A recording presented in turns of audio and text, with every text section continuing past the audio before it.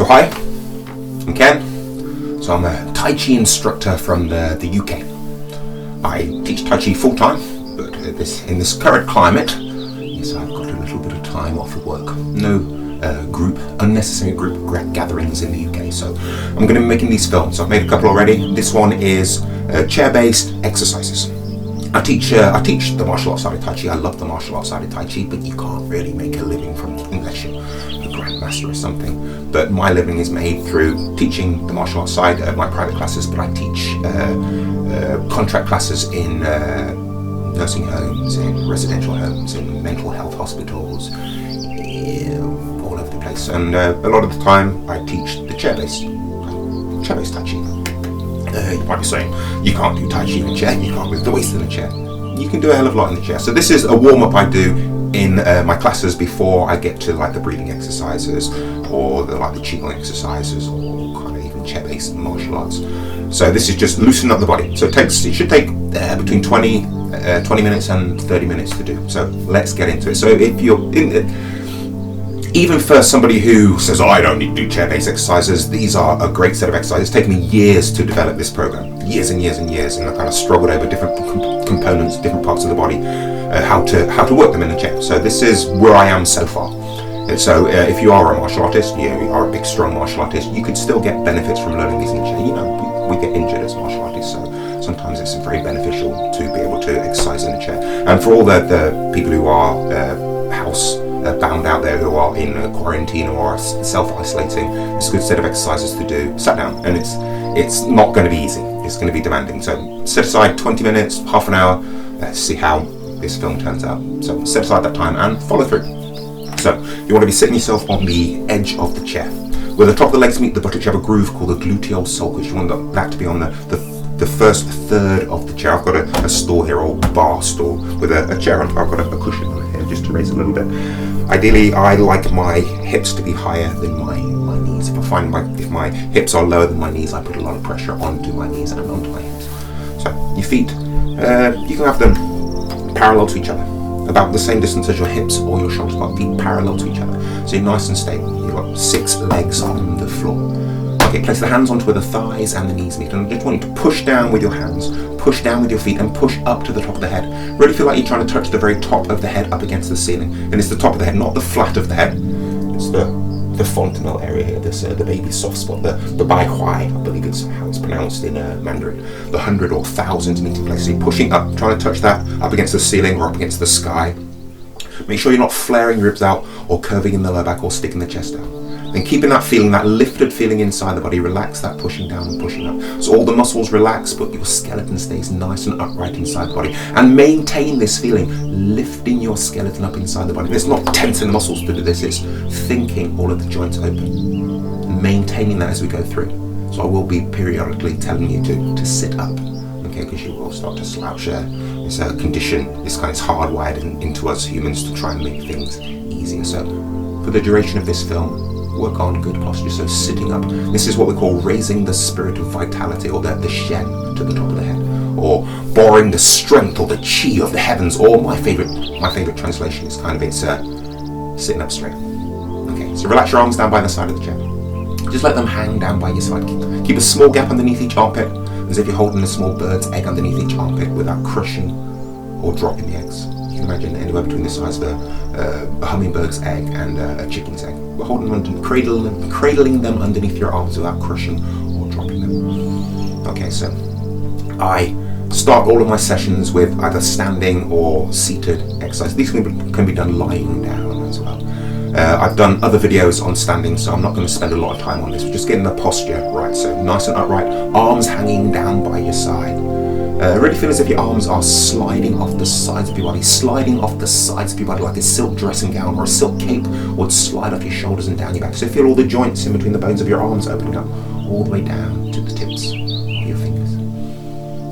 Okay, just let your arms hang down. Breathe in. Breathe out. Just relax into this upright posture. So the skeleton lifting up inside the body, but everything else just draining down towards the ground.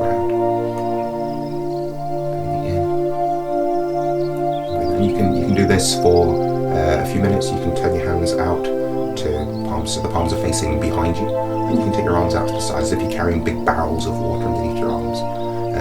The weight of them wanting to pull you forwards, backwards, or to the sides. So you want to make sure you're nice and upright. But yeah, as I said, there's other videos you can follow on that.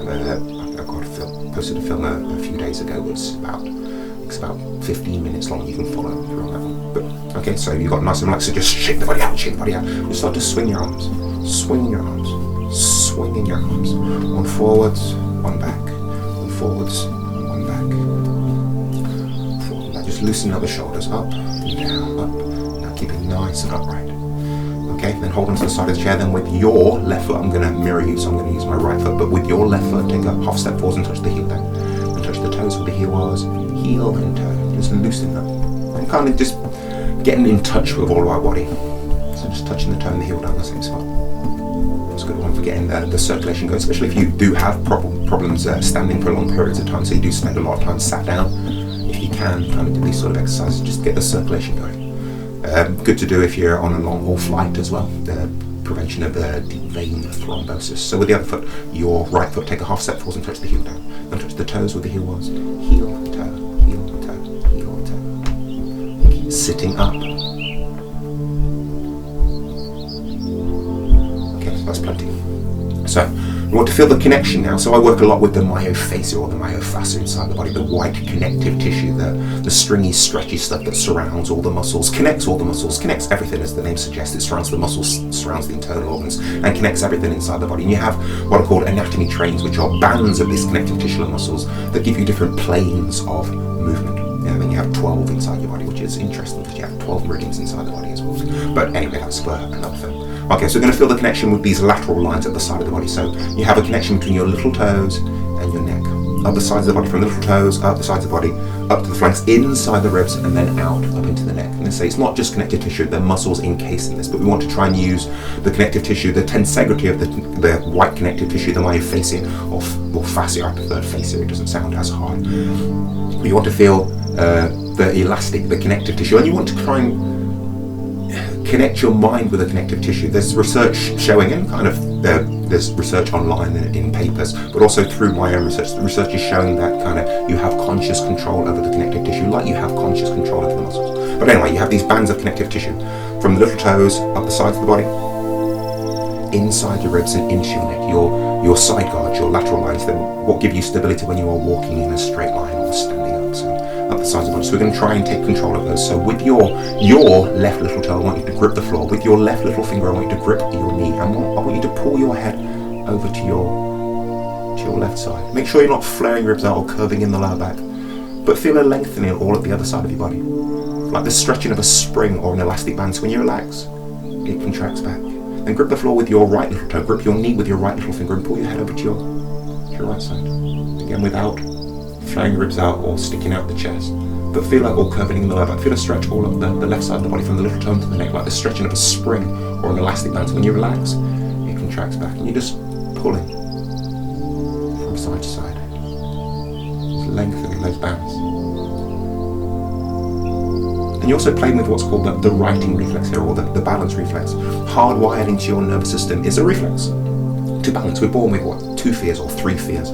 One is loud noises, one is falling, the other is clowns. Of course, all clowns are evil. Sorry, clowns. But that falling, it's hardwired into your nervous system. When you lose your balance, the righting reflex or the balance reflex kicks in to bring you upright.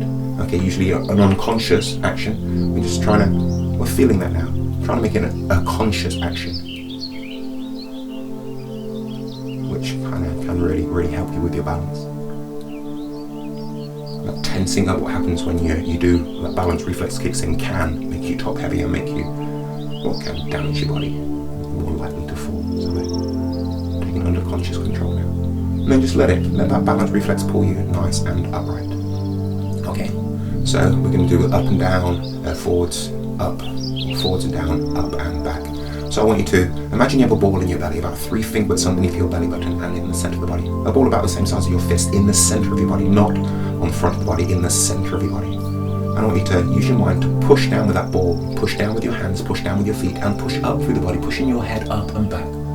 Make sure you're not flaring ribs out or curving in your lower back or sticking your chest out. But feel a lengthening up the front of the body, from the little toes up into your neck, again like the lengthening of a spring or elastic band.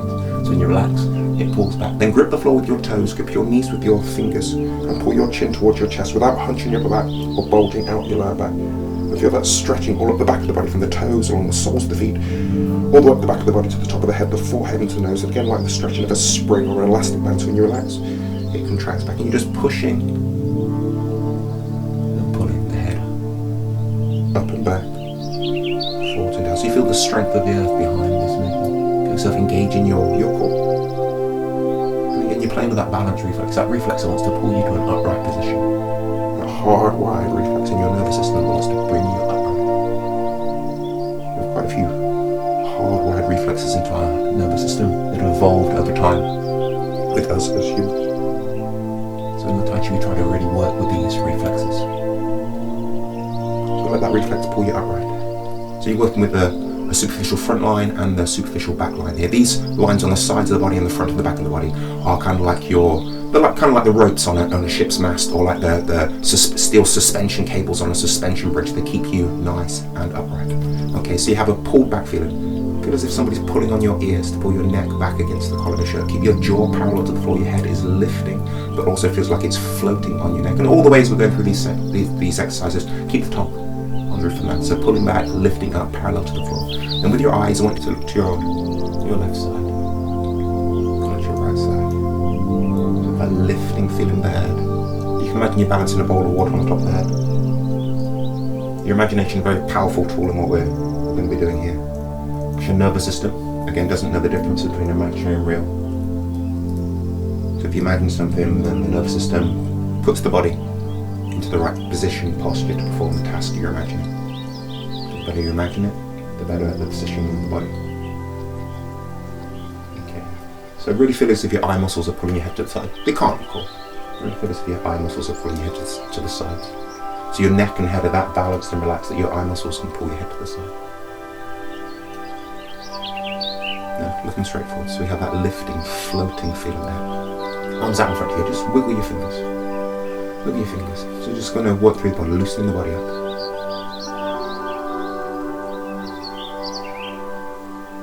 Okay, make your hands into fists. Turn your hands over, open one hand, close, and open the other. One opens, one closes. So these sort of coordination exercises are good for harmonizing the left and right hemispheres of your brain. On a very rudimentary level, the left hemisphere of your brain controls the movements of the right side of the body, the right hemisphere of your brain controls the movements of the left side of the body. So you're kind of harmonizing, strengthening the connections between the two major hemispheres of your brain. Okay, side to side. Up and down. All the way around. Big fish, little fish, cardboard box, one way and the other way. Okay, so forearms, rotating, rotating. One up, one down, sitting up, good posture, maintain that good posture.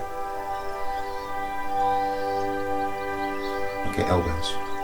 Now this hinge of the elbow. Rotational force. You have the muscles in the upper arm controlling this movement. The bicep on the top and the tricep on the bottom. These agonistic and antagonistic muscles. And see if you, one forwards, one back. So again, coordination exercises. And see if you have an understanding of Tai Chi already, you can work on your cross connections here. Connecting your elbows with your knees, those harmonies. So feel the connection between your left knee, your right elbow, your right knee, left elbow. And if you are quite experienced with Tai Chi, you can feel the connection between your center of gravity as well. The ball in the belly, the Dantian, the field of the elixir, or the elixir field, or the field of the Siniva, the cauldron or the furnace. Okay, then let's put the elbows and the forearms together. So we extend your arms, bend your arms, and then rotate the forearms. Keeping good posture. Feel you're only really moving your elbows and your forearms, so it is quite segmented. We try to engage the whole body when we're doing our Tai Chi, but so we'll get to that as we progress through the film. We're just warming up the body, getting our minds in touch with the different parts of the body. One out, one in. So very much like the wax on exercise from the first Karate Kid film. One way and the other. This is the sun on the floor. And then you can do all kinds of different ones as well. One way and the other way. You can do like your white crane type movements.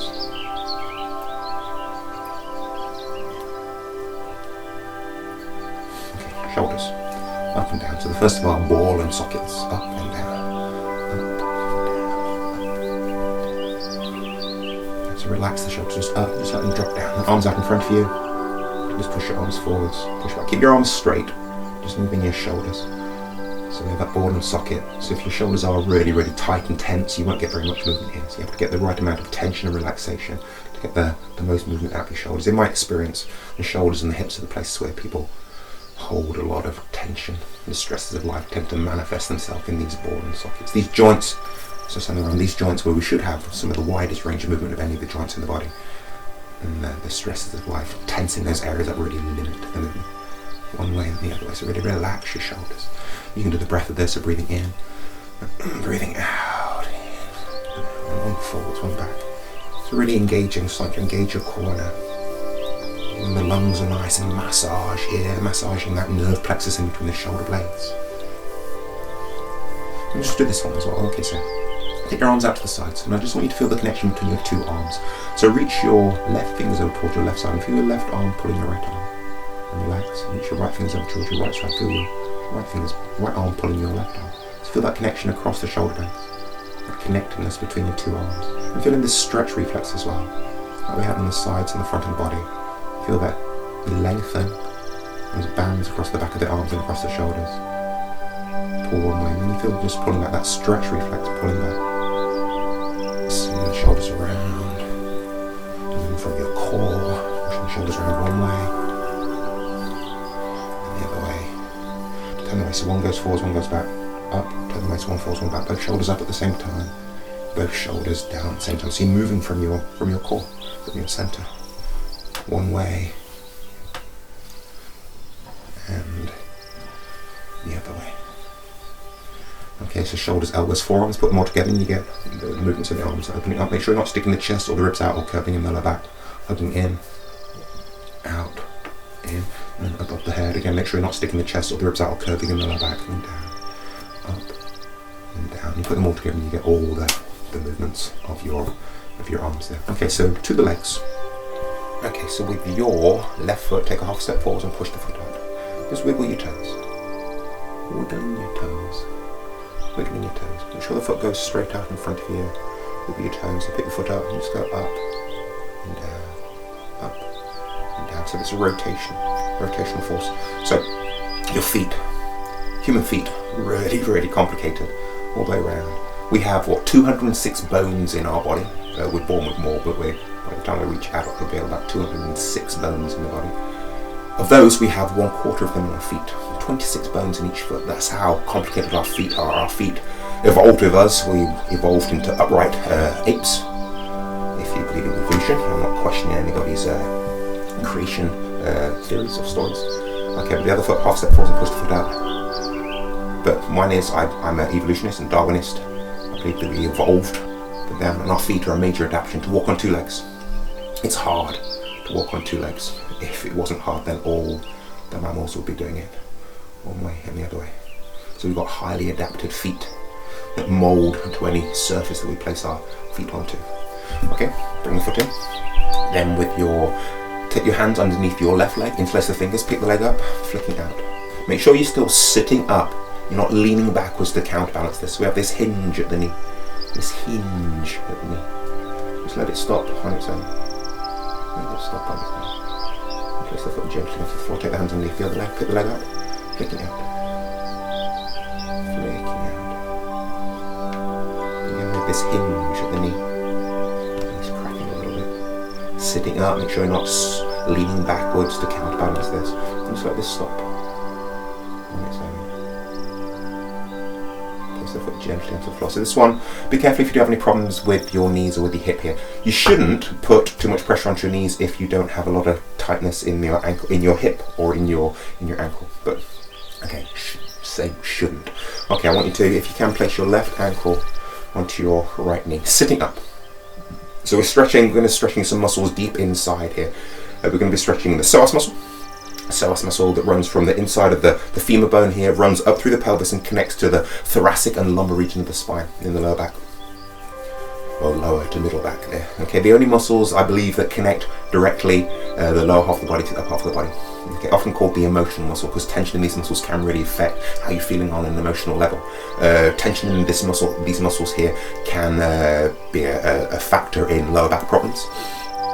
So sitting up, so make sure you're not flaring your ribs out. So sink your ribs to fill your lower back. Sink the chest around the back. Tension in these muscles can make you flare your ribs out, so sink them. Tension in those muscles can make you stick your chest out, so sink the chest. Not hollow the chest, but sink the chest. And tension in these muscles can bring your head down as well, so make sure you still have that pull back and lifting feel of the head. And just hand onto the knee, hand onto the ankle, and push your knee down. And pull the knee up. Push the knee down. Pull the knee up. And make sure the upper body is not kind of rocking with this movement, not being pulled kind of with the movement, not moving with the movement, just stretching those muscles deep inside. And when you pull the knee up, you're stretching the muscle that runs underneath the buttocks, the piriformis muscle, the muscle that connects the top of the femur, the thigh bone, to the sacrum part of the spine, the part of the spine that with the iliums make up the pelvis. So make sure you're not rocking, really stretch. Now, place the foot onto the floor, change legs. Hand onto the knee, hand onto the ankle, sink the ribs, fill the back, sink the chest, round the back, head up, hand onto the knee, hand onto the ankle, push the knee down, and pull the knee up, push the knee down, and pull the knee up and down, and stretching those psoas muscles, make sure the upper body's not rocking, really targeting those muscles. Okay. Then we can put them all together, so ankle, knee, and hip. One way, and the other way, ankle, knee, and hip. And you do kind of your chair-based martial arts. One leg, and then the other leg, so I've got ankle, knee, and the hip. Rotating one way, and then we're sitting up, good posture. Okay, so we've had the neck, the arms, and the legs. So let's do the torso now. Okay, so we have the 32, 33 vertebrae of the spine. So nice and upright. So we have the cervical region of the spine, the cervical region of the spine, the thoracic region of the spine, the lumbar, the sacrum, and the coccyx. Nice and upright. In Tai Chi we tuck the bum forwards, sink the ribs, fill back, tuck the bum forwards, head lifting up, and we're going to try and work the thoracic region of the spine. Then we have the 24 ribs coming round from the spine, and at least 20 of them joining onto the sternum, the breastplate on the front. So not fused there, not kind of fused there. So you have a little bit of movement in this. So we're going to try and move the rib cage. So hands onto the shoulders, onto these what we call the shoulders nest here, and just kind of move from here, side to side, moving side to side. Quite hard, especially if you have a lot of tension in the shoulders and in the spine. But with time and practice, you'll be able to get more movement here, then forwards and back, and take it all the way around. One way and the other way. And you're really working the lungs, the ribs, the diaphragm. Again, then just feel it hanging down like a bell. Okay, nice and upright. Sink the ribs to fill the back. If you kind of flare the ribs out, the lower back curves in. We don't want that lordosis in the lower back. Let's just sink the ribs to fill the back, sitting up. So we're going to try and move from our center now. So again, imagine that ball in your belly, about 3 fingerbits underneath your belly button and in the center of your body. A ball about the same size as your fist, in the center of the body. Head up. Weight of the head is being pulled back, lifting. But feel the weight of the head being taken down through the front of the spine, down through that ball in the belly, down through the rest of the spine into the chair. Hands onto your shoulders. You start to move from that ball in the belly. So moving from that ball in your belly. So quite a small movement at your center, bigger movement at your waist, even bigger movement at your elbows. And moving from your center. And the work we've done up to this point. So we've been trying to, as I said at the start of the film, Tai Chi, you try to engage the whole body. And it's pretty hard in a chair. And this one, with the work we've done, bringing our minds, connecting with our body, you can see here, kind of this moving from my center is affecting my legs as well. My legs are pumping, as well as my upper body. So I'm using my core, my center, to move the lower half of my body and my upper half, or the upper half of my body. Just turning. Okay. And settle down. Just relax down. Just feel your body. Feel the body. Okay, so that's just the basic warm-up. So in the next chair-based video, I think I'll be moving on to doing all kinds of stretches, stretching out the whole body, and then we'll move on to some chair-based breathing exercises, some qigong exercises, some sets of qigong. So like, subscribe, and I hope I didn't bore you too much. Bye for now.